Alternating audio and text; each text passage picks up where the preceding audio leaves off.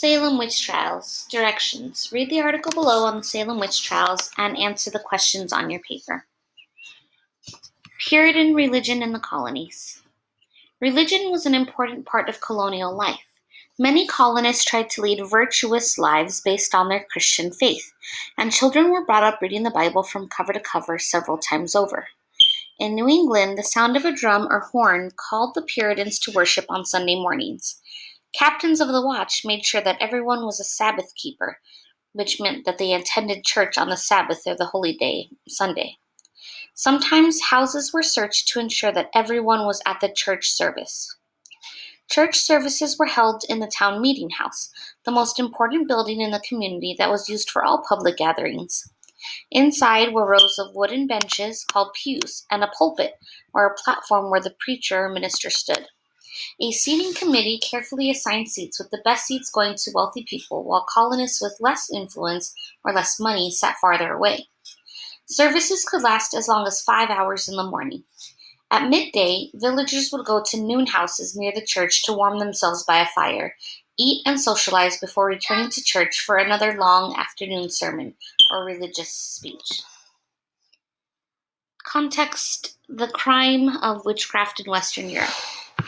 Belief in the supernatural and in the devil's practice of giving certain humans or witches the power to harm others in return for their loyalty had emerged in Europe as early as the 14th century and was widespread in colonial New England. In Europe, thousands of people, mainly women, had been accused of witchcraft and sentenced to death, including the famous French military leader Joan of Arc. Some were burned at the stake, others were hung.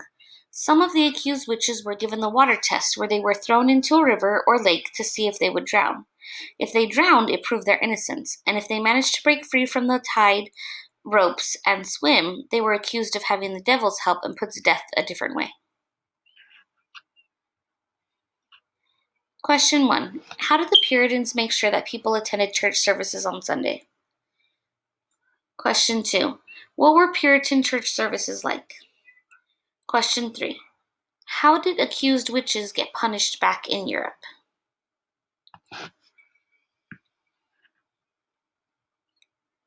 How the Salem witch trials began. In January 1692, 9-year-old Elizabeth Betty Paris and 11-year-old Abigail Williams, the daughter and niece respectively of Samuel Paris, minister of Salem village, began having fits, including violent contortions and uncontrollable outbursts of screaming. After a local doctor, William Griggs, diagnosed the young girls with bewitchment, other young girls in the community began to exhibit similar symptoms, including Ann Putnam Jr., Mercy Lewis, Elizabeth Hubbard, Mary Walcott, and Mary Warren. These girls began accusing people in the town of witchcraft. In late February, arrest warrants were issued for Paris's slave from the Caribbean, Tituba, along with 2 other women, the homeless beggar Sarah Good and the poor elderly Sarah Osborne, whom the girls accused of bewitching them. The 3 accused witches were brought before the magistrates or judges, Jonathan Corrin and John Hawthorne, and they were questioned. Their accusers appeared in the courtroom in a grand display of spasms, contortions, screaming, and writhing. Miss Good and Miss Osborne denied their guilt, but Tituba confessed. Tituba was most likely seeking to save herself from a guilty conviction by acting as an informer. She claimed there were other witches acting alongside her in service of the devil against the Puritans. As the panic spread through the community and beyond into the rest of Massachusetts, many others were accused, including Martha Corey and Rebecca Nurse, both regarded as upstanding members of church and community. Even the 4-year-old daughter of Sarah Good was accused as a witch. Overall summary. A wave of hysteria and panic spread throughout colonial Massachusetts, and a special court convened in Salem to hear the cases. 18 of the accused people were found guilty and sentenced to death and hung at Salem's Gallows Hill. 5 more died in prison, including women and 2 infants or babies. And Giles Corey died by stone pressing, where stones were placed on his chest until he couldn't breathe. Eventually, more than 150 women, men, and children, as young as 4 years old, were accused of witchcraft over the next several months and put in prison. At least 55 of the accused were tortured or terrified into admitting guilt. Many confessed to witchcraft to avoid being put to death, but were forced to name other people as witches and spent time in prison. By September 1692, the hysteria or panic had begun to calm down, and public opinion turned against the witch trials. Although the Massachusetts General Court later annulled or repealed the guilty verdicts against the accused witches and granted indemnities or protection against financial loss, including the loss of land, to their families, the bitterness of the trials lingered in the community. The painful legacy of the Salem witch trials would continue for centuries and served as a warning for future generations on freedom of religion and how to conduct court trials fairly. Question 4. How many people were accused of witchcraft in Salem 1692? Question 5. What was the punishment for being found guilty of witchcraft, not confessing? Question 6. How old was the youngest accused witch? What do you think about this?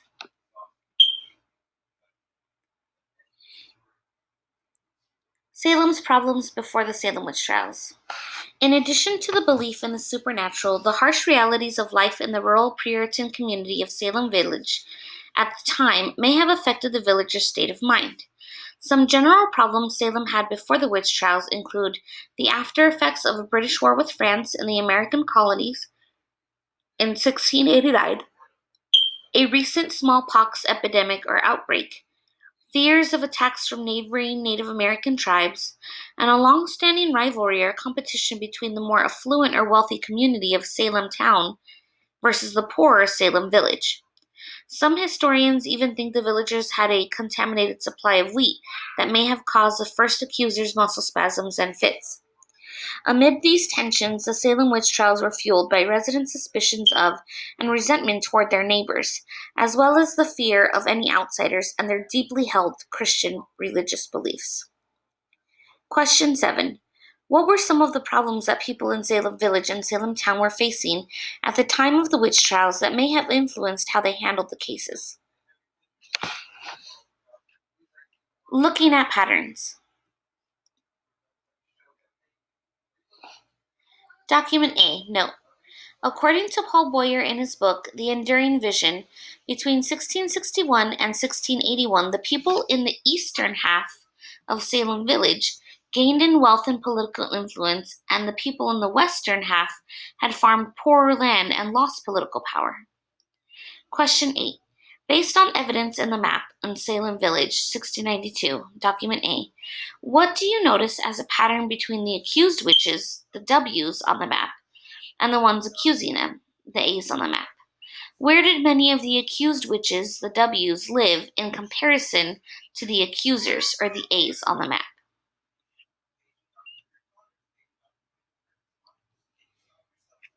To the left is data for the people who were accused of witchcraft in Salem. Question 9. Based on document B, what gender, man or woman, were many of the accused? Why do you think they were accused more? To the left is data for the accusers, who together were responsible for the arrest of more than 150 people. Question 10. Based on the document to the left, what do you notice about many of the people who accused others of witchcraft? What patterns do you see? Making connections with the present. Question 11, the last question. When the U.S. became a country, one of the demands people made was the creation of a Bill of Rights, or a set of laws that would protect the rights of the people. The First Amendment to the Constitution, which is a plan for government, includes freedom of and freedom from religion in the United States. Why do you think this would be so important to the country that people have freedom of religion? For example, should the government be able to force people to go to church? Should courts accept people's visions or dreams as evidence in court? Should people who are elected or have the right to vote all be the same religion? Why would people back then, these very religious people, choose not to make one of the Christian religions the official religion in the United States? These are just some questions to get you going on why you think it would be so important in the United States that people have freedom of or freedom from religion.